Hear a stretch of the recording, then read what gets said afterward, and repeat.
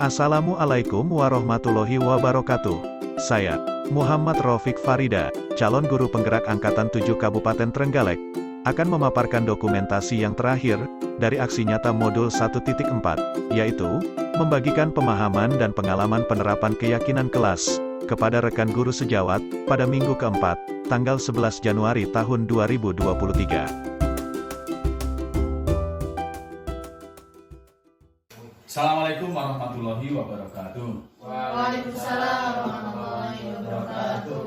Alhamdulillahirrahmanirrahim. Segala puji dan syukur kita panjatkan kehadirat Allah Subhanahu wa Ta'ala, Tuhan semesta alam. Hingga akhir hari ini kita masih diberi kesehatan, diberi hidup dan kehidupan untuk menjalankan kegiatan kita sebagai pendidik atau sebagai guru. Yang kedua kalinya, sholawat dan salam semoga dilimpahkan kepada junjungan kita Nabi besar Muhammad Sallallahu Alaihi Wasallam yang senantiasa kita nantikan syafaatnya nanti di hari kiamat. Amin. Bapak Ibu sekalian, hari ini saya berdiri di depan Bapak Ibu guru, bukan berarti saya menggurui Bapak Ibu guru. Hal ini karena suatu praktek untuk diseminasi tentang budaya positif. Hari ini, hari Rabu tanggal 11 Januari tahun 2023. Baik Bapak Ibu Guru, yang pertama, sebelum kita memasuki ke materi tentang budaya positif, kita mereview kembali, kita refleksi kembali tentang filosofi pemikiran dari Bapak Ki Hajar Dewantara. Beliau mengatakan bahwa pengajaran merupakan bagian dari pendidikan. Artinya, dalam pengajaran itu merupakan proses pendidikan dalam memberi ilmu atau berfaedah untuk kecakapan hidup anak, baik secara lahir maupun batin. Kemudian dalam pendidikan filosofinya adalah kita itu memberi tuntunan kepada murid yang menitik beratkan kepada kekuatan kodrat yang dimiliki oleh anak, baik kodrat alam maupun kodrat zaman.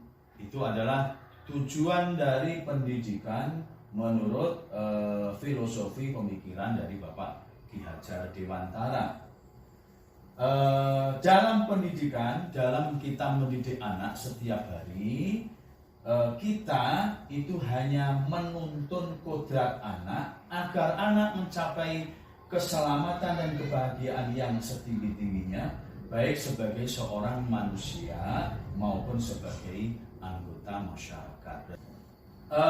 Menurut filosofi pemikiran Pak Ki Hajar Dewantara, pendidik atau guru itu hanya menuntun tumbuh atau hidupnya kekuatan kodrat yang ada pada anak-anak atau pada murid kita agar dapat memperbaiki lakunya hidup. Berarti bukan dasarnya hidup dan tumbuhnya kekuatan kodrat anak. Kemudian Bapak Ki Hajar Dewantara mengibaratkan guru itu atau pendidik sebagai seorang petani atau sebagai seorang tukang kebun. Anak atau murid yang ada di sekolah kita itu diibaratkan seperti biji tumbuh-tumbuhan, biji tumbuh-tumbuhan jagung atau biji tumbuh-tumbuhan padi. Kemudian yang akan ditanam atau disemai oleh Pak Petani atau Pak Tukang Kebun di ladang atau di sawah yang sudah disediakan sebelumnya. Sawah atau ladang oleh Pak Ki Hajar Dewantara itu diibaratkan seperti sekolah yang menjadi tempat mendidik kepada anak atau murid tersebut. Apabila dalam mendidik dalam menuntun seorang murid atau anak ini, peran guru sangat penting sekali untuk menuntun kodrat anak tadi. Guru harus banyak mempunyai variasi atau teknik dalam menyemai biji tumbuh-tumbuhan tadi, dengan menciptakan sekolah yang diibaratkan ladang tadi, sekolah yang kondusif, aman, dan nyaman. Dan yang kita kenal nanti adalah dengan istilah budaya positif. Selanjutnya, yang Bapak Ki Hajar Dewantara tadi mengibaratkan seorang guru itu sebagai seorang petani, sedangkan murid diibaratkan seperti biji jagung atau biji padi, kemudian sekolah diibaratkan seperti ladang. Jagung yang disemai atau ditanam di tanah yang subur, kemudian mendapatkan sinar matahari dan pengairan yang baik, kemungkinan besar jagung tersebut akan bisa tumbuh dengan baik di ladang yang sudah disediakan oleh Pak Tani tadi. Berarti di sini peran guru sangat penting sekali dalam menuntun kodrat dari seorang murid.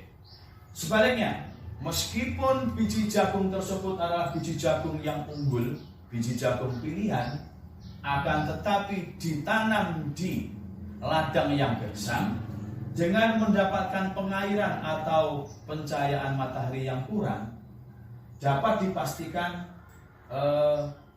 biji jagung tadi akan bisa tumbuh namun tidak akan optimal.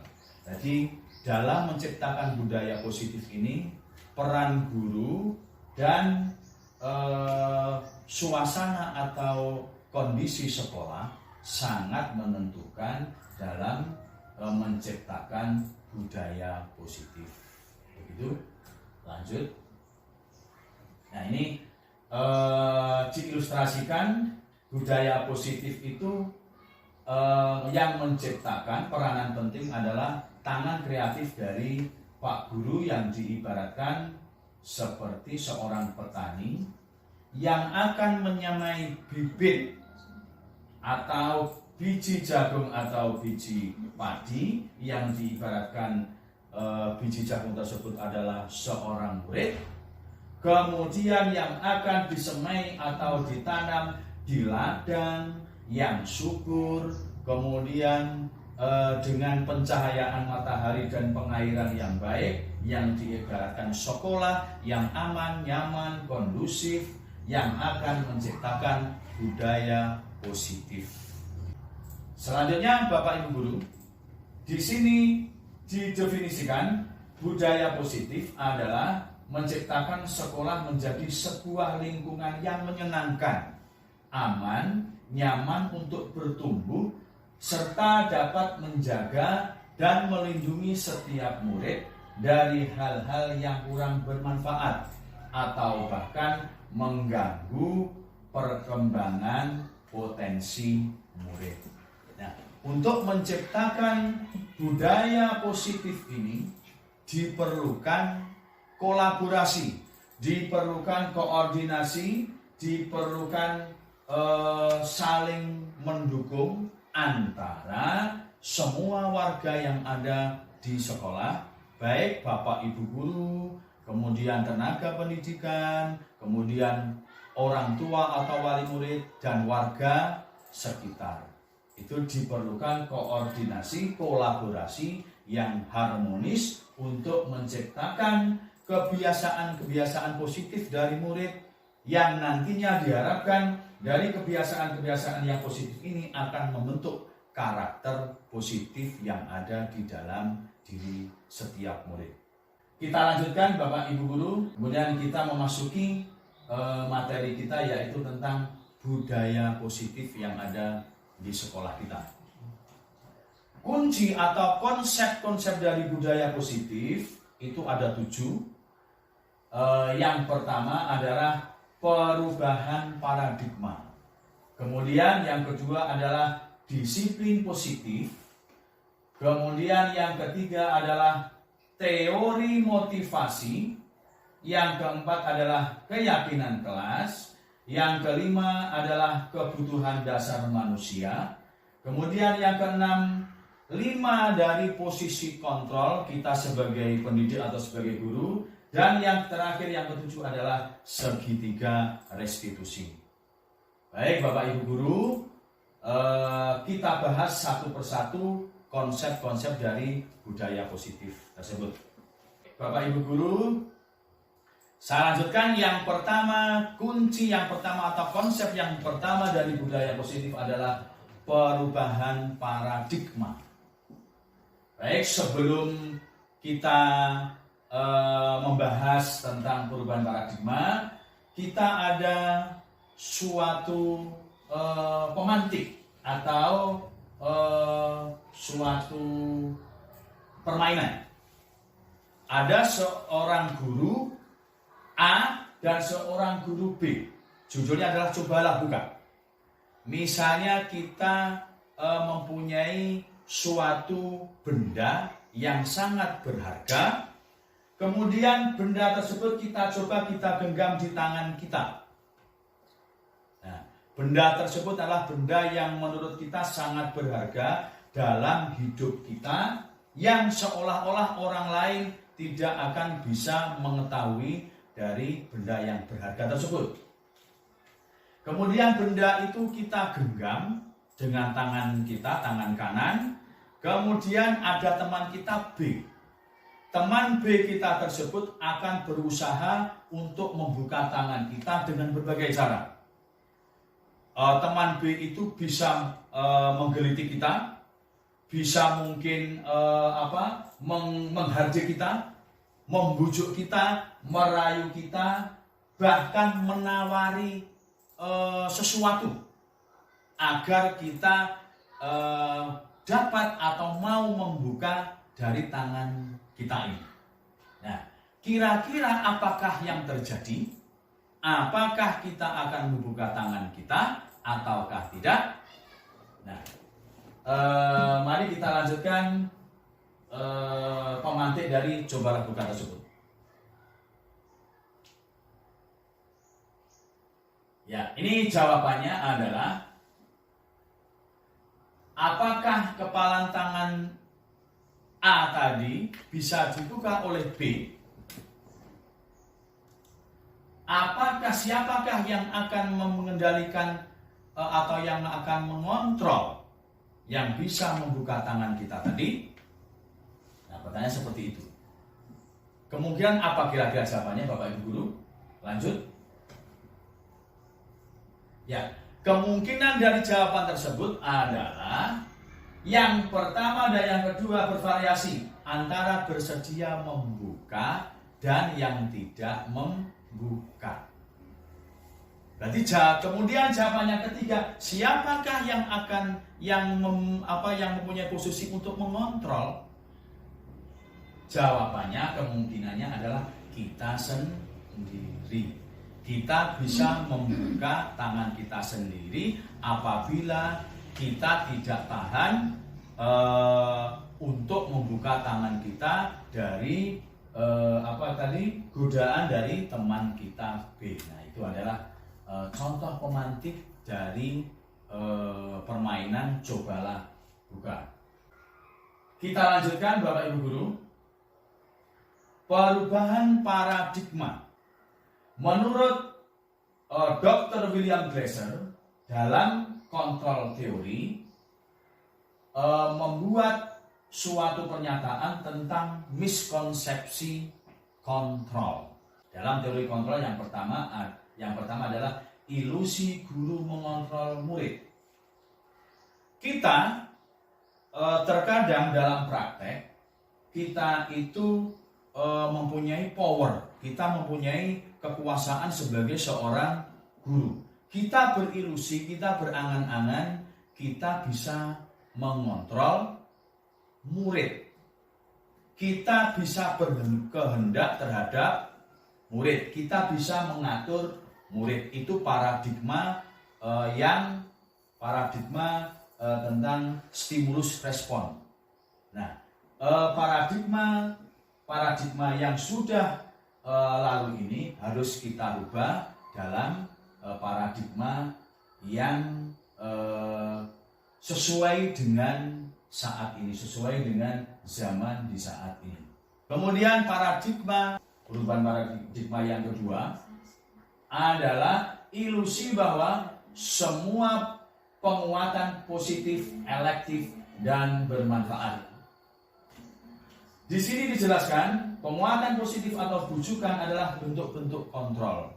Dalam kenyataan, segala usaha untuk memengaruhi murid agar mengulangi suatu perilaku tertentu adalah suatu usaha untuk mengontrol murid.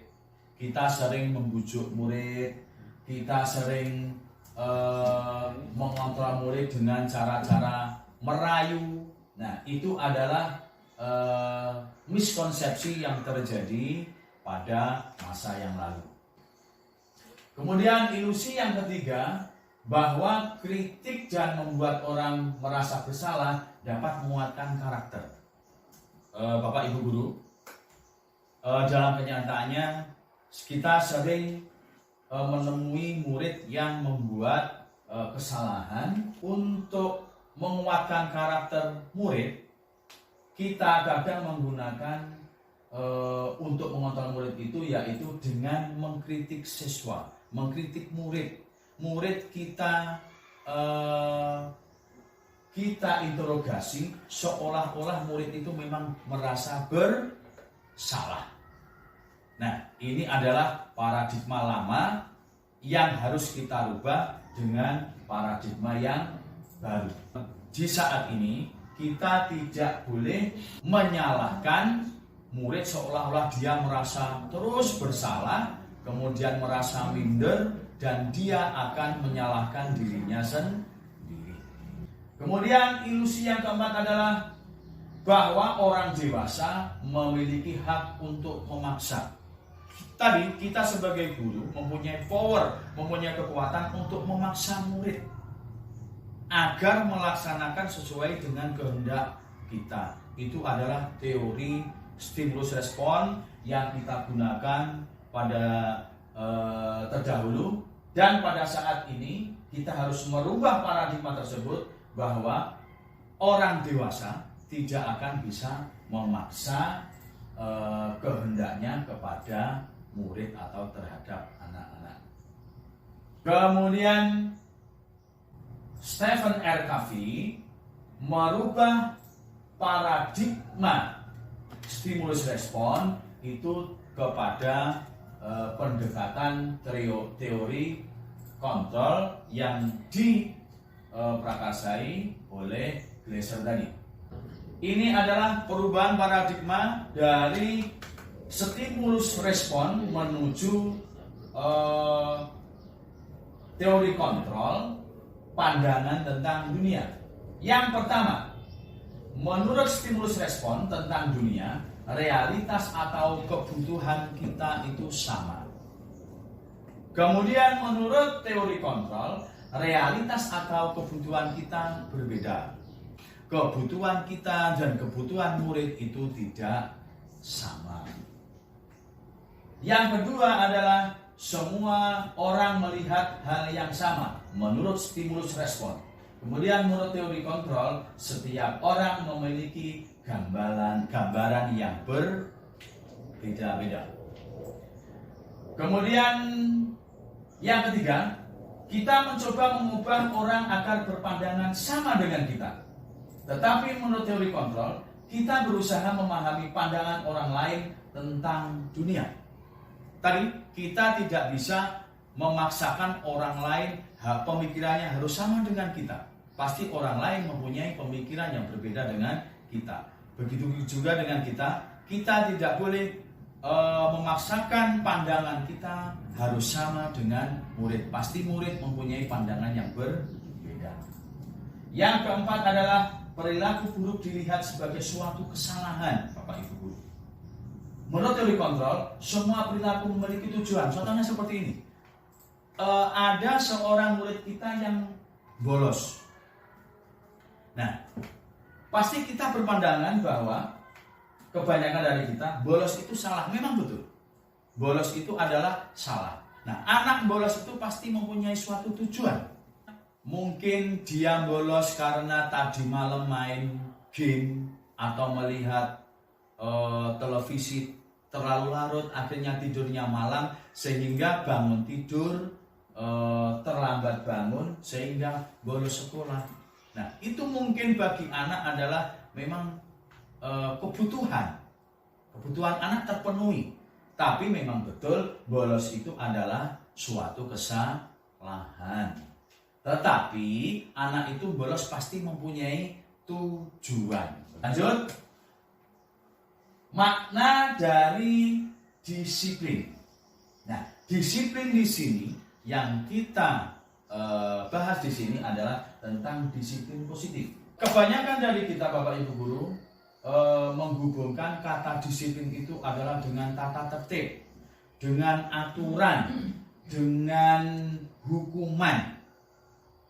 Siapa yang melanggar disiplin pasti akan mendapatkan hukuman. Konsekuensinya adalah hukuman. Nah, yang kita bahas pada saat ini adalah tentang disiplin positif. Kita refleksi lagi tentang pemikiran Bapak Ki Hajar Dewantara. Beliau yang menyatakan bahwa di mana ada kemerdekaan, disitulah harus ada disiplin yang kuat. Sungguh pun disiplin itu bersifat self-disiplin, yaitu kita sendiri yang mewajibkan kita dengan sekeras-kerasnya, tetapi itu sama saja. Sebab jikalau kita tidak cakap melakukan self-disiplin, wajiblah penguasa lain mendisiplinkan diri kita. Nah, yang kita bahas di sini adalah tentang disiplin positif yang tumbuh, yang lahir dari self diri pribadi murid masing-masing. Berarti disiplin yang lahir dari internal, disiplin intrinsik dari diri murid tersebut. Kita sebagai guru atau sebagai pendidik, tujuan kita adalah menciptakan anak-anak, menciptakan murid kita yang memiliki disiplin diri, sehingga mereka bisa berperilaku dengan mengacu pada nilai-nilai kebajikan universal dan memiliki motivasi intrinsik, motivasi yang berasal dari diri murid tadi, bukan motivasi ekstrinsik, bukan motivasi yang berasal dari luar. Kemudian yang ketiga adalah teori motivasi. Ada 3 motivasi perilaku manusia. Yang pertama adalah untuk menghindari ketidaknyamanan atau hukuman. Nah, biasanya orang yang motivasi perilakunya untuk menghindari hukuman atau ketidaknyamanan akan bertanya, apa yang akan terjadi apabila saya tidak melakukannya? Nah, kemudian dia akan berusaha menghindari permasalahan yang mungkin muncul yang berpengaruh pada mereka baik secara fisik, psikologis maupun tidak terpenuhinya kebutuhan mereka bila mereka tidak melakukan motivasi atau melakukan tindakan tersebut. Motivasi ini adalah motivasi eksternal. Contohnya seperti ini. Anak itu akan masuk sekolah tepat waktu karena ada motivasi eksternal. Dia mungkin takut karena terkena hukuman, mungkin takut karena ditegur oleh bapak ibu guru. Akhirnya dia berusaha untuk masuk sekolah tepat waktu itu karena faktor-faktor dari luar, bukan faktor dari dalam, bukan faktor intrinsik. Nah, perilaku ini adalah perilaku yang paling terendah dari motivasi perilaku manusia. Mungkin sama Bapak Ibu guru, saya sendiri, saya mungkin terlambat masuk sekolah, mungkin karena hal-hal tertentu, karena takut dengan bapak kepala sekolah atau ibu kepala sekolah takut dengan peraturan kode etik guru dan sebagainya, akhirnya saya dengan terpaksa melakukan hal tersebut. Itu disebut dengan menghindari ketidaknyamanan atau hukuman, termasuk motivasi eksternal, motivasi yang paling terendah. Baik, kita lanjutkan Bapak Ibu Guru. Teori motivasi yang kedua, untuk mendapatkan imbalan atau penghargaan dari orang lain. Ini juga termasuk motivasi eksternal, tapi sifatnya sedang di atas motivasi untuk menghindari ketidaknyamanan atau menghindari hukuman. Nah, motivasi ini terjadi karena sesuatu hal, iming-iming, hadiah ataupun pujian dari orang lain. Misalnya, kita mengiming-imingi, kita akan memberikan hadiah atau memberikan sesuatu imbalan apabila anak akan masuk tertib sesuai dengan jam yang telah dijadwalkan. Nah, anak itu termotivasi itu hanya apabila mendapatkan imbalan saja atau pujian saja. Apabila dia tidak, suatu saat imbalan atau pujian itu tidak ada lagi, mungkin dia akan tidak termotivasi lagi untuk masuk tepat waktu. Nah, ini motivasi yang kedua, motivasi untuk mendapatkan imbalan atau penghargaan dari orang lain, termasuk motivasi eksternal. Yang ketiga, yaitu untuk menjadi orang yang mereka inginkan dan menghargai diri sendiri dengan nilai-nilai yang mereka percaya. Nah, ini adalah motivasi yang tertinggi yang diharapkan dari murid-murid kita, bahkan dari kita sendiri sebagai pendidik atau Bapak Ibu Guru. Dalam teori motivasi yang ketiga ini, kita melaksanakan kewajiban, kita melaksanakan sesuatu hal, itu memang diyakini termotivasi dari diri kita sendiri untuk menghargai diri kita dan mempercayai bahwa nilai-nilai universal atau kebajikan universal yang sudah berlaku umum di sekolah kita, itu kita percayai kebenarannya. Kemudian tujuan dari disiplin positif adalah menanamkan motivasi yang ketiga, yaitu motivasi intrinsik dari murid untuk menjadi orang yang mereka inginkan dan menghargai diri mereka sendiri serta mempercayai nilai-nilai yang telah disepakati atau nilai-nilai universal atau kebajikan universal. Kemudian konsep yang keempat adalah konsep tentang keyakinan kelas, Bapak Ibu Guru. Mengapa tidak peraturan kelas? Selama ini yang kita terapkan di sekolah kita itu adalah tentang peraturan kelas yang dibuat oleh sekolah, yang dibuat oleh Bapak Ibu Guru, yang seolah-olah peraturan itu sepihak dari sekolah saja. Siswa, murid hanya menerima peraturan, menerima konsekuensi apabila dia melanggar peraturan-peraturan tersebut. Berarti murid tidak akan bisa memberontak, menerima apa adanya dari peraturan yang sudah diberlakukan. Mengapa kita pada saat mengendarai sepeda motor itu harus menggunakan helm? Mungkin jawabannya adalah untuk keselamatan. Nah, dengan menggunakan helm otomatis akan meminimalkan kita dari resiko hal-hal yang tidak diinginkan. Kemudian pada saat COVID kemarin, kenapa kita memiliki peraturan tentang menggunakan masker dan mencuci tangan? Mungkin jawabannya adalah untuk kesehatan ataupun untuk keselamatan kita. Gitu. Jadi inilah keyakinan-keyakinan yang kita percayai bahwa itu memang benar adanya. Kita yakini benar, kita percayai benar, dan keyakinan-keyakinan ini bersifat universal atau kebajikan-kebajikan universal, bersifat umum. Inilah yang disebut dengan kebajikan universal, keyakinan-keyakinan kelas atau keyakinan sekolah yang akan memotivasi dalam diri murid kita.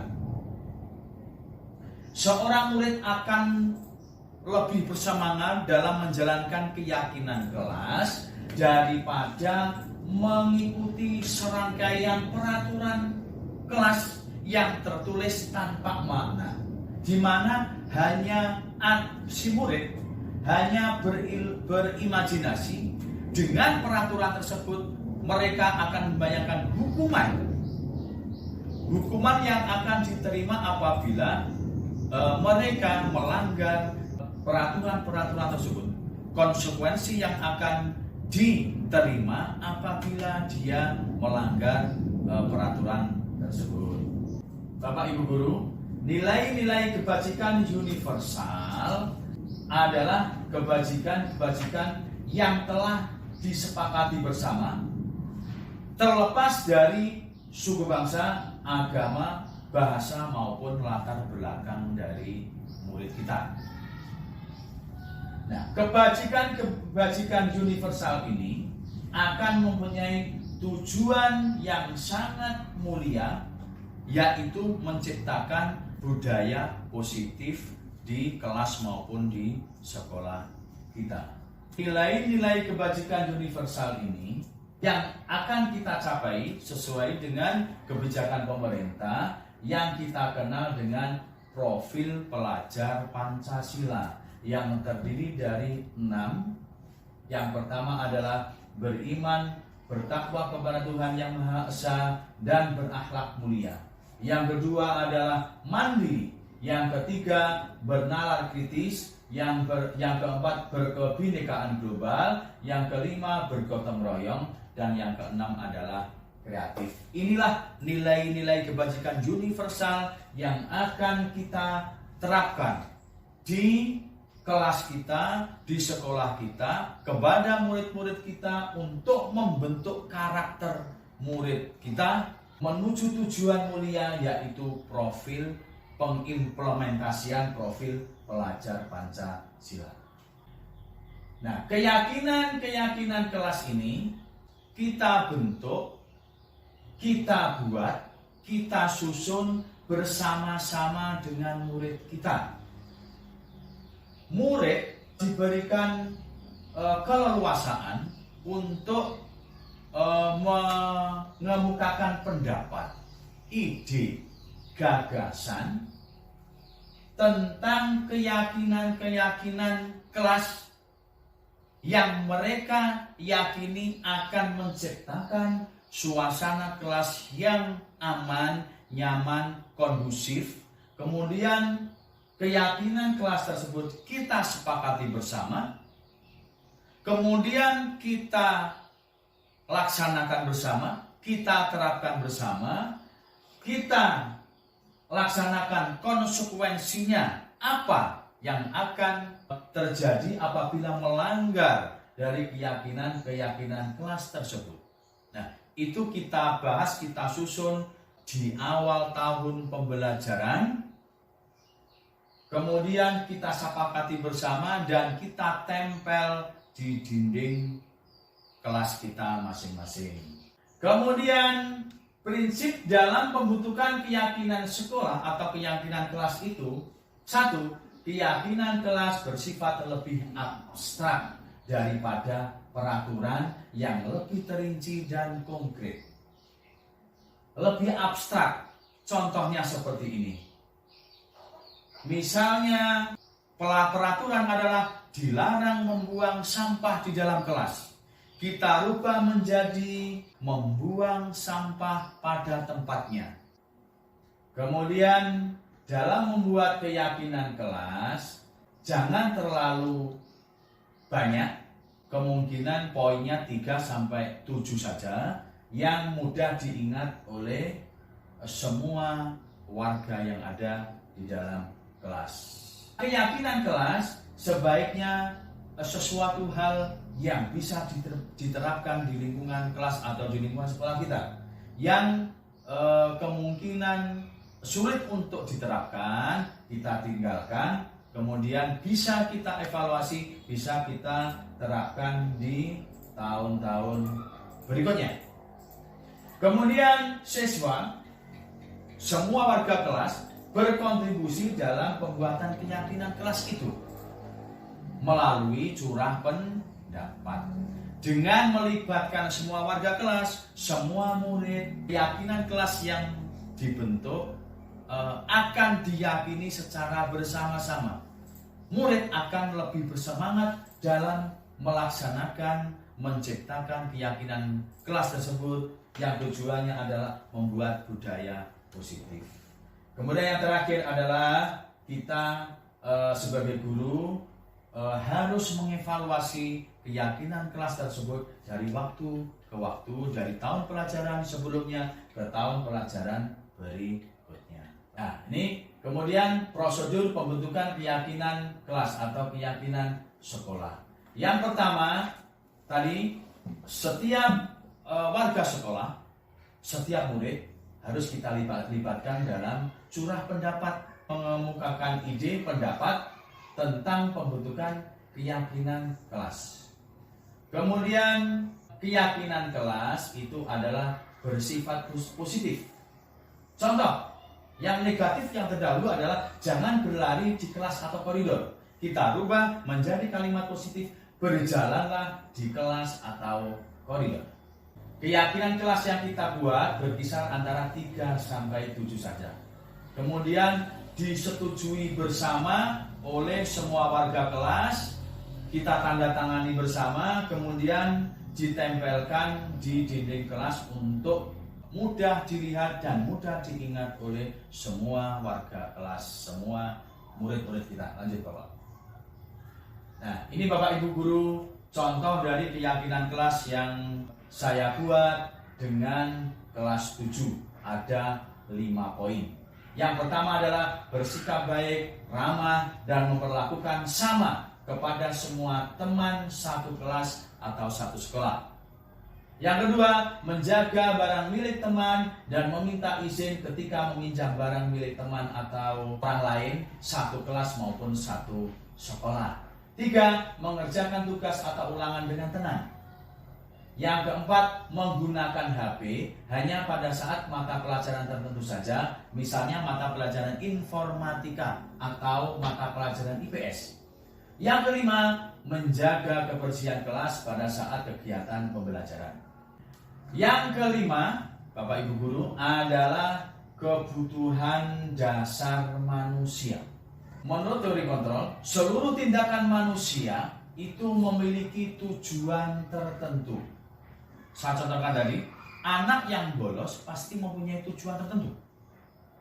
Kita mungkin terlambat atau mungkin kita tidak masuk sekolah, mungkin juga ada tujuan tertentu. Tujuan tertentu tersebut kita hubungkan dengan 5 kebutuhan dasar manusia. Apa 5 kebutuhan dasar manusia itu? Yang pertama adalah kebutuhan untuk bertahan hidup atau survival. Yang kedua adalah kebutuhan akan kasih sayang dan rasa diterima atau love and belonging. Kemudian yang ketiga, kebutuhan kebebasan atau freedom.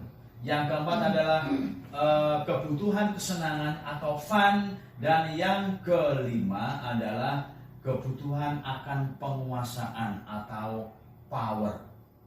Ketika seorang murid melakukan suatu perbuatan yang bertentangan dengan nilai-nilai kebajikan atau melanggar peraturan, mungkin anak tersebut mengalami kegagalan dalam memenuhi 5 kebutuhan dasarnya tersebut. Saya contohkan misalnya, ada seorang murid ketika ke sekolah dia tidak membawa bekal makanan. Setelah dari sekolah dia merebut bekal dari temannya.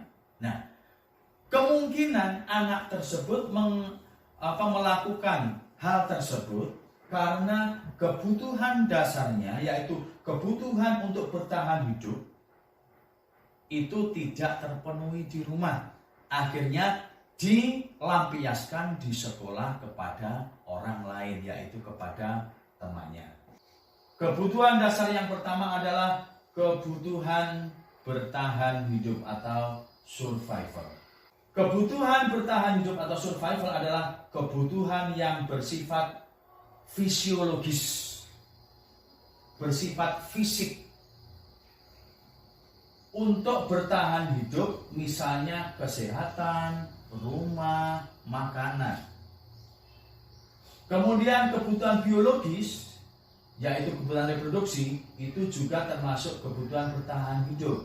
Dan kebutuhan psikologis, misalnya rasa aman, rasa nyaman, rasa terlindungi, itu juga termasuk kebutuhan bertahan hidup. Saya contohkan tadi, misalnya ada siswa kelas 2A.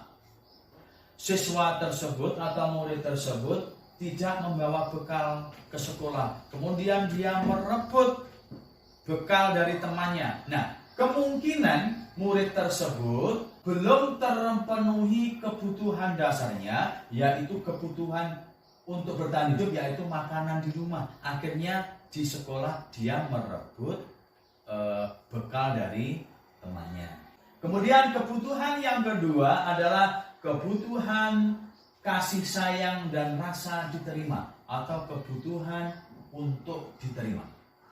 Kebutuhan ini termasuk kebutuhan psikologis, yaitu kebutuhan akan koneksi sosial, kebutuhan akan rasa kasih sayang dengan keluarga, kebutuhan untuk diterima dalam suatu kelompok tertentu. Kemudian saya contohkan, ada seorang murid yang bernama Doni, dia merebut bekal makanan dari temannya di sekolah.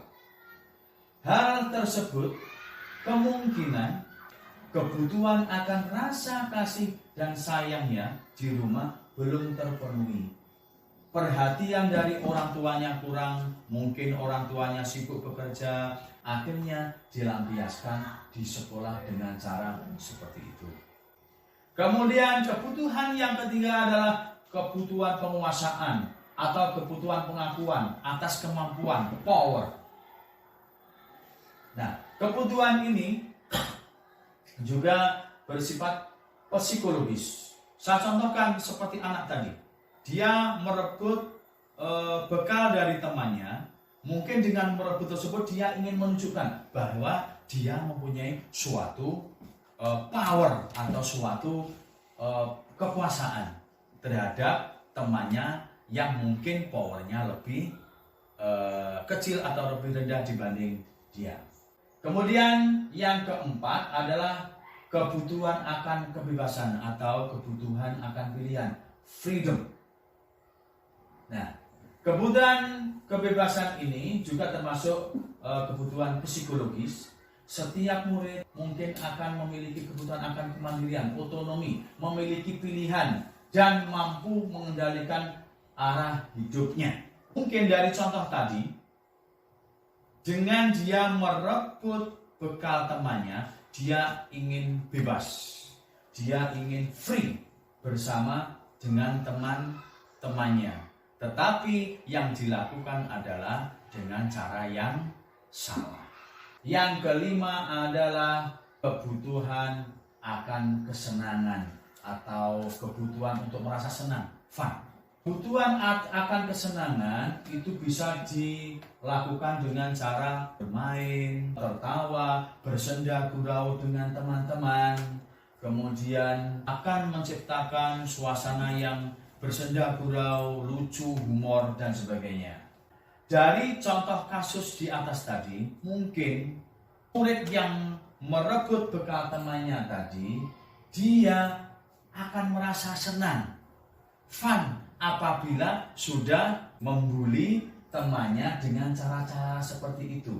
Nah, mungkin kebutuhannya akan kesenangan bisa terpenuhi. Nah, inilah 5 kebutuhan dasar dari manusia. Kita sebagai pendidik, kita sebagai guru harus memahami bahwa setiap murid itu mempunyai kebutuhan dasar masing-masing. Tinggal kita harus bisa memahami dengan cara persuasif kepada murid-murid kita untuk memahami kebutuhan-kebutuhan dasar mereka. Mengapa mereka melakukan sesuatu hal yang bertentangan dengan nilai-nilai kebajikan atau keyakinan yang telah kita sepakati bersama tersebut. Kemudian konsep yang keenam Bapak Ibu Guru yaitu tentang posisi kontrol. Nah, sebelum kepada posisi kontrol, kita akan melakukan restitusi terhadap murid-murid kita. Apa itu restitusi? Restitusi adalah proses menciptakan kondisi bagi murid untuk memperbaiki kesalahan mereka sehingga mereka bisa kembali pada kelompok mereka dengan karakter yang lebih kuat. Apabila ada murid yang melakukan kesalahan, apabila ada murid yang melanggar keyakinan kelas yang telah kita sepakati, kita melakukan pendekatan kepada murid dengan cara yang persuasif, yaitu dengan cara memberi pemahaman kepada murid bahwa yang telah mereka lakukan itu adalah salah, yang telah mereka lakukan itu tidak menghargai diri mereka sendiri. Kemudian akan timbul keyakinan dari dalam dirinya sendiri bahwa yang telah mereka lakukan itu salah. Kemudian dia akan termotivasi untuk tidak melakukan hal tersebut lagi dan akan melakukan perbuatan atau tindakan yang lebih baik lagi sehingga bisa diterima di kelompoknya atau di kelasnya masing-masing dengan karakter yang kita harapkan lebih kuat lagi. Itulah yang disebut dengan restitusi. Cara kita memperbaiki kesalahan murid-murid untuk melakukan perbuatan yang lebih baik lagi dengan kesadarannya dari dalam diri atau motivasi intrinsik tadi. Posisi kontrol kita dalam memperbaiki kesalahan murid tadi ada 5. Yang pertama, posisi kontrol sebagai penghukum. Pada posisi kontrol penghukum ini, biasanya guru akan memberlakukan hukuman secara fisik maupun psikis. Dalam posisi penghukum ini, guru akan berlagak seperti orang yang keras, yang menyeramkan, dengan mengucapkan suara atau kata-kata menghardik, dengan memacak pinggang, kemudian menunjuk-nunjuk, bahkan menyakiti dan menyindir hati murid. Contohnya di sini adalah Pak Guru atau Ibu Guru berkata, patuhi aturan saya atau awas. Nah, dengan kata-kata seperti ini, anak akan merasa takut, bahkan akan dendam dengan kita. Nah, ini pada posisi kontrol sebagai penghukum. Nah, sebagai posisi kontrol penghukum ini, sebaiknya kita hindari paradigma yang lalu. Mungkin sebagai penghukum ini populer atau viral di era tahun 50-an atau 60-an. Nah, di zaman milenial ini, posisi kontrol guru sebagai penghukum sebaiknya dihindari, bahkan dihilangkan dari diri kita. Yang kedua adalah posisi kontrol guru sebagai pembuat merasa bersalah. Nah, dalam posisi ini kita tidak menggunakan nada yang tinggi lagi dalam tutur kata berkata, tapi dengan lemah lembut, namun menunjukkan kesalahan, kekecewaan yang telah dibuat oleh murid. Murid akan merasa bersalah, kemudian dia akan menyesali dirinya sendiri, tidak nyaman, merasa bersalah, rendah diri, kemudian dia akan membayangkan telah bersalah kepada orang-orang yang dicintainya, misalnya dengan orang tuanya, dengan kakaknya, dengan kerabatnya dan sebagainya. Kata-katanya lembut Bapak Ibu Guru, tetapi siswa merasa minder. Contohnya seperti ini. Ibu sangat kecewa sekali dengan kamu. Nah, ini dia akan merasa bersalah, dia akan minder, dia akan rendah diri, kemudian menyesali perbuatannya sendiri, dan dia akan mempengaruhi mentalnya di masa yang akan datang. Lanjut.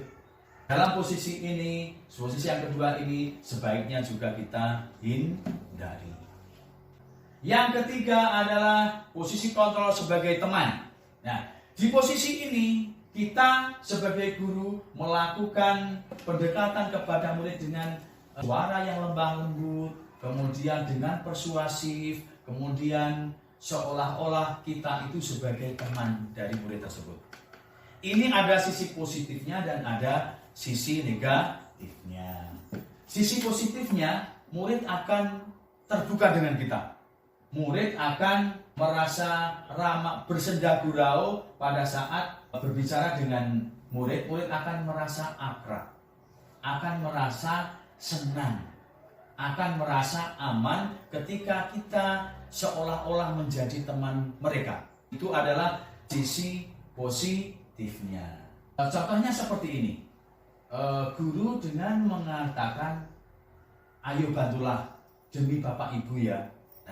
Ini kata-kata seperti ini, anak akan merasa nyaman. Anak akan merasa seolah-olah guru ini tidak kereng.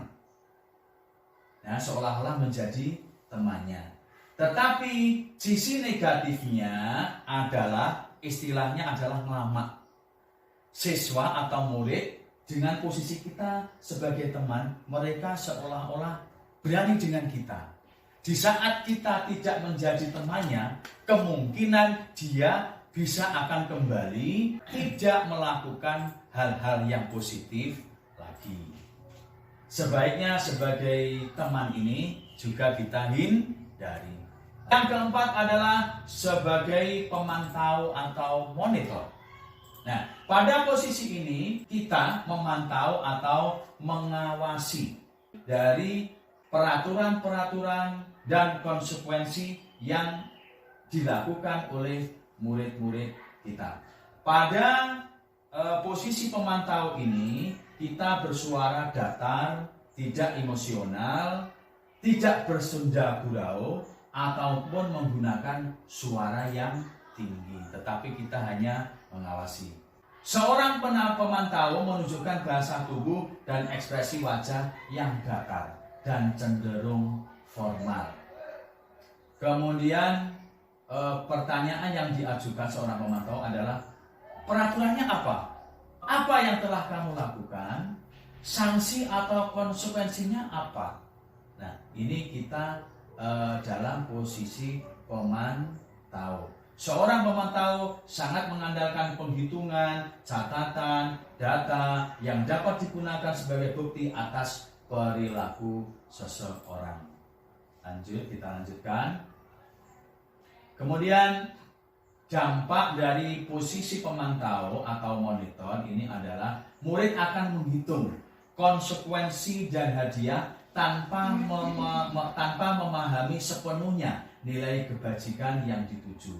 Kemudian yang kedua, murid tidak sepenuhnya akan mandiri. Yang selanjutnya, posisi yang kelima, posisi yang kita harapkan, posisi yang sebaiknya kita laksanakan, yaitu posisi manajer.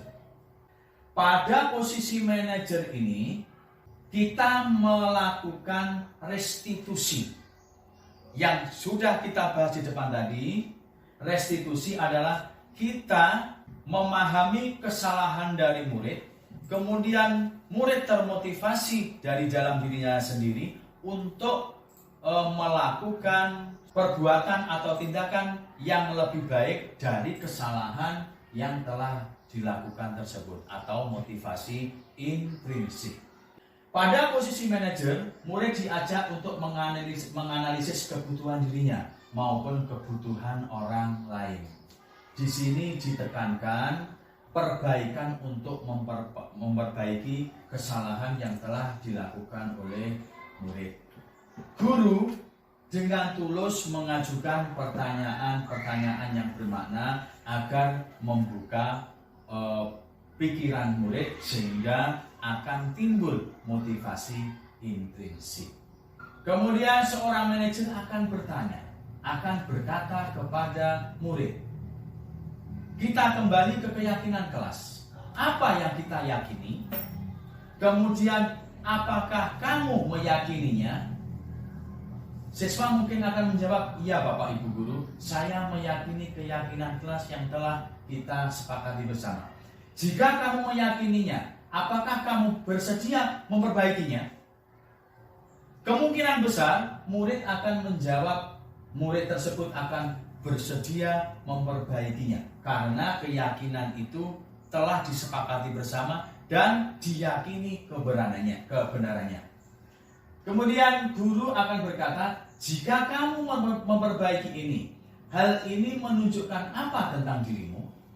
Nah, mungkin murid akan menjawab, dia akan menjadi dirinya sendiri dan menghargai dirinya sendiri serta menghargai orang lain. Kemudian guru akan berkata, apa rencana kamu untuk memperbaiki hal ini? Nah, dengan semangatnya murid akan menjawab akan memperbaikinya dengan sesegera mungkin. Dan ini akan membentuk karakter murid yang termotivasi dari dalam dirinya sendiri, yang tujuan akhirnya nanti akan menciptakan budaya kelas, budaya sekolah yang positif, yang aman, nyaman, dan kondusif. Inilah posisi yang paling diharapkan dan posisi yang sebaiknya kita laksanakan untuk memecahkan permasalahan yang dihadapi oleh murid-murid kita. Kemudian selanjutnya, konsep yang terakhir adalah segitiga restitusi. Restitusi tadi sudah kita bahas bersama, yaitu untuk mengembalikan murid yang melakukan kesalahan kepada kelompoknya dengan karakter yang lebih kuat. Kemudian apa itu segitiga restitusi? Segitiga restitusi adalah suatu proses dialog yang dijalankan oleh guru atau orang tua agar dapat menghasilkan murid atau anak yang mandiri dan bertanggung jawab. Dalam proses dialog ini ada 3 langkah atau tiga tahapan yang disebut dengan segitiga restitusi. Yang pertama adalah menstabilkan identitas. Yang kedua adalah validasi tindakan yang salah. Dan yang ketiga menanyakan keyakinan. Kita bahas satu persatu Bapak Ibu. Yang pertama adalah menstabilkan identitas. Pada tahap ini kita semua akan melakukan hal yang terbaik yang bisa kita lakukan. Yang kedua, validasi tindakan yang salah. Semua perilaku manusia adalah memiliki alasan, mempunyai tujuan sesuai dengan kebutuhan dasar manusia. Yang ketiga adalah menanyakan keyakinan kelas. Kita semua memiliki motivasi internal atau motivasi intrinsik kita masing-masing. Lanjut Bapak. Inilah bentuk segitiga restitusi. Yang mendatar adalah menstabilkan identitas, kemudian yang ke atas validasi tindakan yang salah, kemudian yang ke bawah adalah menanyakan keyakinan. Yang pertama adalah menstabilkan identitas. Pada langkah atau tahapan ini, mengubah identitas anak dari gagal menjadi identitas yang sukses. Kita berperan menggeser identitas murid dari identitas gagal menjadi identitas sukses. Anak yang atau murid yang melakukan kesalahan, kita stabilkan dengan emosi yang tenang, kita stabilkan mental murid, apa yang telah dia laksanakan, perbuatan yang telah melanggar peraturan maupun keyakinan kelas. Kita sebagai guru reflektif kepada anak yang melakukan kesalahan-kesalahan dengan kalimat-kalimat yang bisa membuat kepercayaan mereka. Contohnya, berbuat salah itu tidak apa-apa. Tidak ada manusia yang sempurna. Kita netralkan, kita stabilkan. Kemudian kita juga pernah melakukan kesalahan. Kemudian emosinya akan tenang dan akan stabil. Yang kedua, langkah yang kedua adalah validasi tindakan yang salah. Tadi, setiap tindakan kita dilakukan dengan suatu tujuan, yaitu untuk memenuhi kebutuhan dasar. Kita validasi, kita identifikasi kesalahan tindakan yang telah dilakukan oleh murid tersebut dengan tidak menghakimi atau memojokkan murid, tapi dengan mengembalikan murid pada posisi yang positif, bahwa yang telah dilakukan tersebut adalah salah. Dalam validasi tindakan yang salah ini, Bapak Ibu guru bisa menggunakan kalimat-kalimat atau kata-kata yang tidak menghakimi atau memvalidasi terhadap kebutuhan mereka. Contohnya, padahal kamu bisa melakukan yang lebih buruk lagi dari ini ya.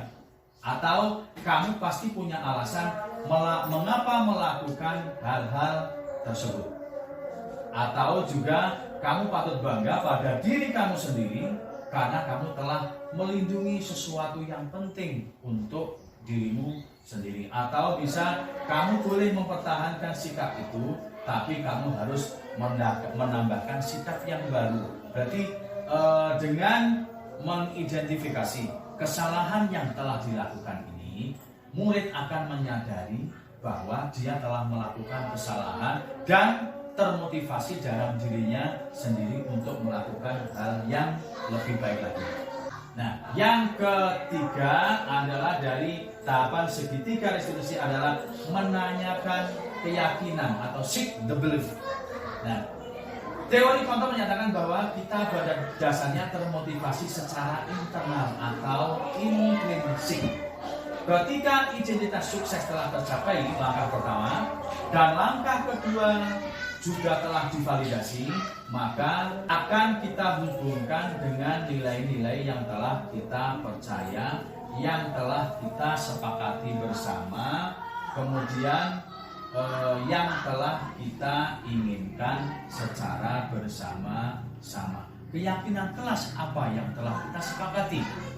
Contohnya seperti itu. Nah, dari keyakinan kelas yang telah kita sepakati bersama ini, murid akan melakukan perbuatan atau tindakan ke depan yang lebih baik yang sesuai dengan keyakinan kelas yang telah kita sepakati bersama. Baik Bapak Ibu Guru, sebelum mengakhiri kegiatan hari ini, ada praktek pengalaman baik tentang budaya positif yang telah saya lakukan.